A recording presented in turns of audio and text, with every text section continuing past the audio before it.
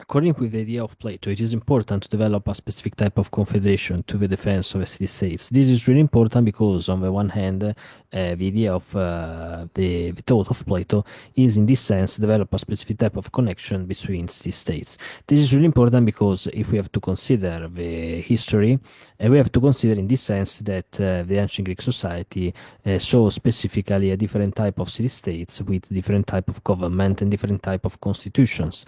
This is really interesting. In fact, if we take if we take the politics of Aristotle, we know that, for example, Aristotle developed a specific type of different type of arguments, considering different type of constitutions of the ancient Greeks.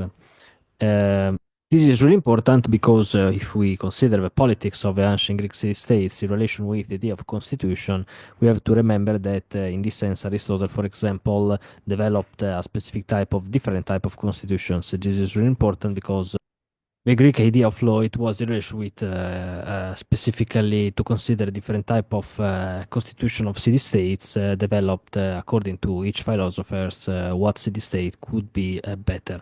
In this sense, in fact, if on the one hand Plato tried to develop a different type of constitutions between city-states, developing an idea of confederation, according to Plato, in this sense, the Persian Empire could be really important.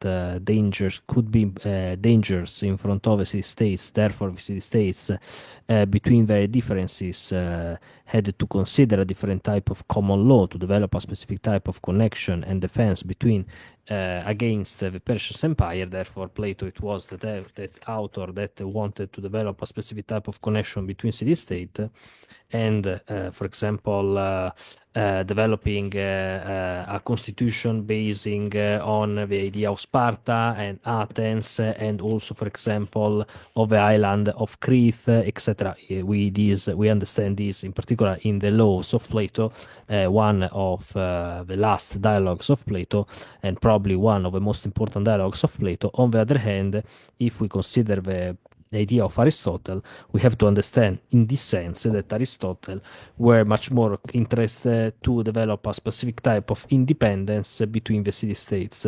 This is really interesting because on the one hand, Plato, it was the author that lived in the period of the classic period of a city-state, where the city-state it was hegemony, in this sense, Athens on the one hand, and then Sparta. But in any case, Plato, he lived with the war of the Peloponnesian War, and at the same time, Plato, on the one hand, criticized his contemporaries and his citizens of Athens in relation with the demagogy that produced the fallen of the hegemony of Athens.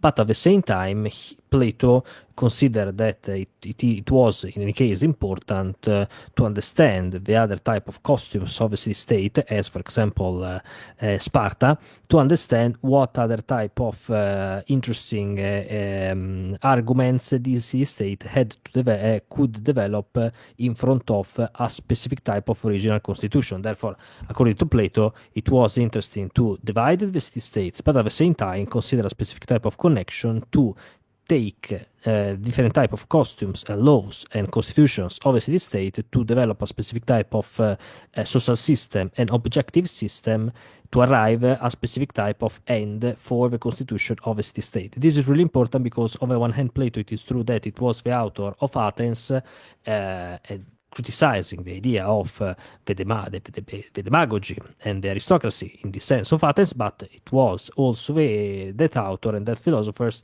that wanted to innovate the idea of ancient Greek society. This is really important because, for example, Plato, it is really, it is not in relation with the idea of a specific type of education for the aristocracy, but in this sense, education in relation with the attitude. This is really, really important. On the other hand, Aristotle, it was the author that considered specifically the idea of particular division between city-states, but at the same time, the idea of empire. That empire that developed Alexander the Great. And in this sense, we have to consider that if we have to reflect about this, Aristotle tried to think about the independence of a city-state, criticizing the war system of city-states, for example, Sparta. But Aristotle lived in that period where there was a specific type of empire in Greece that, in any case, arrived to consider the possibility of the empire. But we know that Aristotle, in any case, it was in any case in relation with the idea of a city-state. Bye.